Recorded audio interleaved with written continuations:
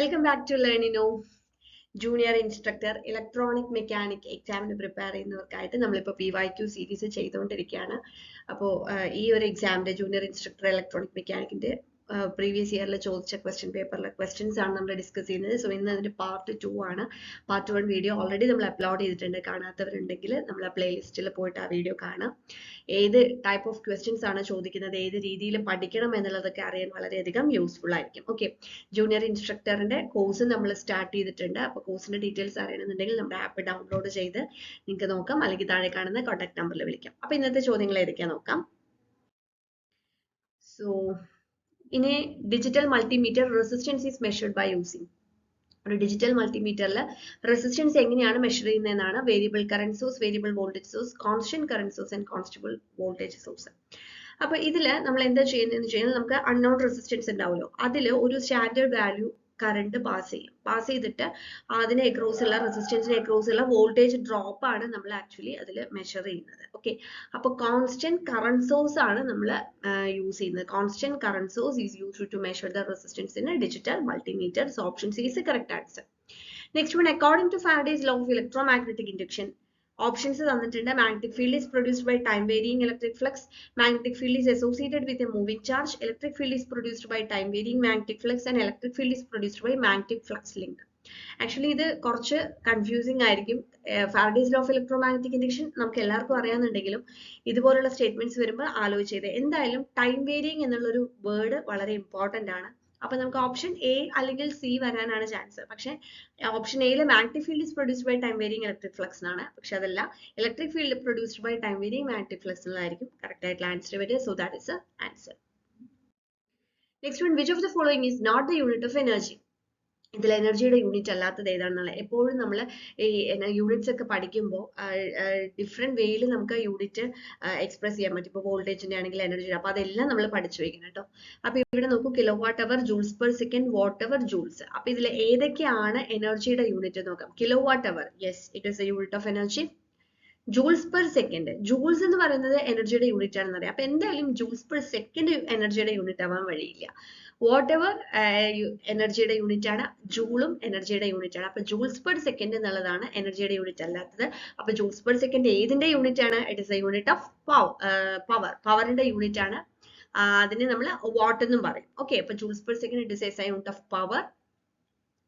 So here the correct answer is option B. Next one, a triangular wave shape is obtained in a function generator. Options: by differentiating a square wave, by integrating a square wave, by integrating a sine wave, by differentiating sine wave. ഒരു function ജനറേറ്ററിൽ നമ്മൾ triangular wave obtain ചെയ്യുന്നത് എങ്ങനെയാണ്? Square വേവിനെ integrate ചെയ്തിട്ടാണ്, അല്ലെ? Square വേവിനെ integrate ചെയ്തിട്ടാണ്. So option B is correct answer. Next one, the delay line in CRO is placed after. CRO യിൽ delay line എവിടെയാ വരുന്നത്? Placed after horizontal amplifier, vertical amplifier, trigger circuit, power supply. ഇപ്പൊ CRO യുടെ structure നമ്മൾ correct ആയിട്ട് പഠിക്കുക. അതിൽ ഓരോന്നിന്റെ function എന്താണെന്നുള്ളത്. ഇപ്പൊ ഈ ഡിലേ ലൈൻ എന്ന് പറഞ്ഞാൽ ആക്ച്വലി നമ്മൾ അൺനോൺ സിഗ്നൽ സിങ്ക്രണൈസ് ചെയ്യാൻ വേണ്ടിയിട്ടാണ്, സ്വീപ്പ് സിഗ്നൽ ആയിട്ട് സിങ്ക്രണൈസ് ചെയ്യാനാണ് ആക്ച്വലി നമ്മൾ ഡിലേ ലൈൻ യൂസ് ചെയ്യുന്നത്. And it is placed between the output of vertical amplifier and the Y input in the cathode ray tube. അതായത് വെർട്ടിക്കൽ ആംപ്ലിഫയറിന്റെ ഔട്ട്പുട്ടിന് ശേഷമാണ് അതിന്റെയും കാഥോഡ് റേ ട്യൂബിന്റെ Y ഇൻപുട്ടിന്റെയും ഇടയിലായിട്ടാണ് കേട്ടോ അത് പ്ലേസ് ചെയ്യുന്നത്. So it is placed after എന്നാണ് ചോദിച്ചിരിക്കുന്നത്. So placed after vertical amplifier, option B. Next one, addition of dash increases the mechanical property of a tinlet solder. Tinlet solder ന്റെ mechanical property എങ്ങനെ കൂട്ടാം, എന്ത് ആഡ് ചെയ്യുമ്പോഴാണെന്നുള്ള antimony, bismuth, molybdenum and cerium. It is antimony, option A. Next one, the purpose of using flux in soldering. Soldering ൽ നമ്മൾ flux ഉപയോഗിക്കുന്നത് എന്താണ്? Soldering process നമ്മൾ ചെയ്തിട്ടുണ്ടാവും ലാബിലൊക്കെ. അപ്പൊ സോൾഡറിംഗിന്റെ പ്രോസസ്സും അതിന്റെ ഇമ്പോർട്ടന്റ് ആയിട്ടുള്ള കാര്യങ്ങളൊക്കെ പഠിക്കണം. അപ്പൊ the purpose of using flux നമ്മൾ യൂസ് ചെയ്യുന്നത് to prevent oxide form.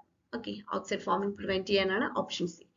The recommended configuration for soldering. സോൾഡറിംഗിലെ ഏത് കോൺഫിഗറേഷൻ? പല ടൈപ്പിൽ നമുക്ക് ചെയ്യാം. Wave joint, bud joint, lab joint, സ്കാഫ് joint.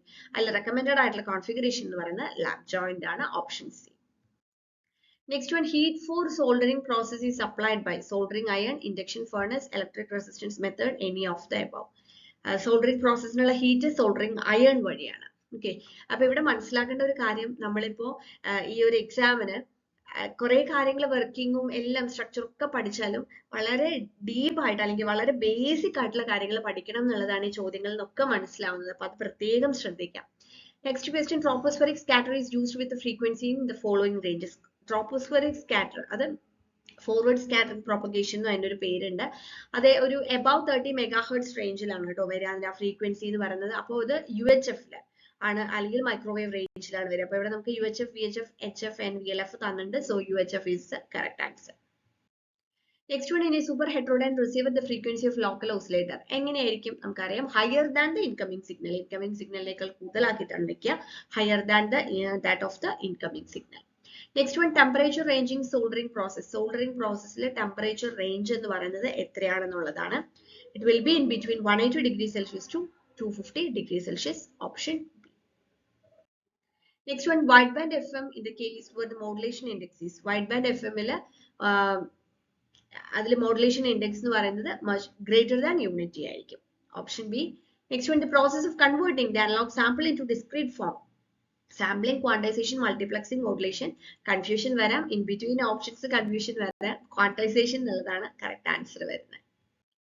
Next one, QPSK system uses a phase shift of QPSK, quadrature phase shift keying. അതിൽ വരുന്ന phase shift π/2, π/4, 2π, 3π എങ്ങനെയാണ്? അതിൽ multiples of 90 degree ആയിട്ടാണ് വരിക. സോ ദാറ്റ് മീൻസ് π/2 ആയിട്ടാണ് വരിക. Option A. Next one, FDM uses dash to prevent modulated signal from overlapping. FDM-ല് frequency division മൾട്ടിപ്ലക്സിംഗിൽ നമുക്ക് എന്താണ് യൂസ് ചെയ്യുന്നത്? അതായത് ഓവർലാപ്പിംഗ് ഒഴിവാക്കാനായിട്ട് quad band, physical hardware device, carrier frequency and demultiplexers. Quad bands ആണ് യൂസ് ചെയ്യുക ഓവർലാപ്പിംഗ് അവോയ്ഡ് ചെയ്യാനായിട്ട് കേട്ടോ. So correct answer is quad band, option A. Optical time domain reflectometer is used to measure wavelength, type pattern, losses in optic fiber communication and time of reflection. OTDR എന്ന് പറയുന്നത്, that is optical time domain reflectometer എന്ന് പറയുന്നത് നമുക്ക് ഈ optical നെറ്റ്വർക്കിലൊക്കെ എന്തെങ്കിലും problems ഉണ്ടെങ്കിൽ അത് locate ചെയ്യാനൊക്കെ യൂസ് ചെയ്യുന്നതാണിത്. അതിൽ കറക്റ്റ് ആയിട്ട് നമുക്ക് ലാബ്സ്റ്റഡ് ടൈമും അതിന്റെ density of light reflected from along an optical fibre അത് കണ്ടുപിടിക്കാൻ പറ്റും. So from the options നമുക്ക് losses in optical fiber communication എന്നുള്ളത് കൊടുക്കാം. Okay.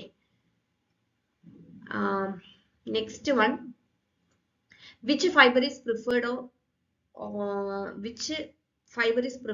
on long distance communication? Long distance communication ല് നമ്മൾ പ്രിഫർ ചെയ്യുന്നത് graded index, step index, single mode, step index, multimode, graded index, multimode. It is single mode ആയിരിക്കും. That is from the option step index, single mode എന്നുള്ളത് correct answer ആയിട്ട് കൊടുക്കാം. So ഇത്രയും questions ആണ് നമ്മൾ ഇന്നത്തെ വീഡിയോയിൽ ഡിസ്കസ് ചെയ്യുന്നത്. ഇതിന്റെ നെക്സ്റ്റ് പാർട്ട് ഉടനെ നമ്മൾ അപ്ലോഡ് ചെയ്യുന്നതായിരിക്കും. സോ ഈ ഒരു PYQ സീരീസ് കംപ്ലീറ്റ് ആയിട്ട് കാണാൻ, പ്രീവിയസ് ഇയറിൽ ഏത് ടൈപ്പ് ഓഫ് ക്വസ്റ്റ്യൻസ് ആണ് ചോദിച്ചതെന്ന് അറിയാനും ഏത് രീതിയിലൊക്കെ പഠിക്കണം എന്നുള്ളത് അറിയാനും വളരെയധികം യൂസ്ഫുൾ ആയിരിക്കും. Thank you so much.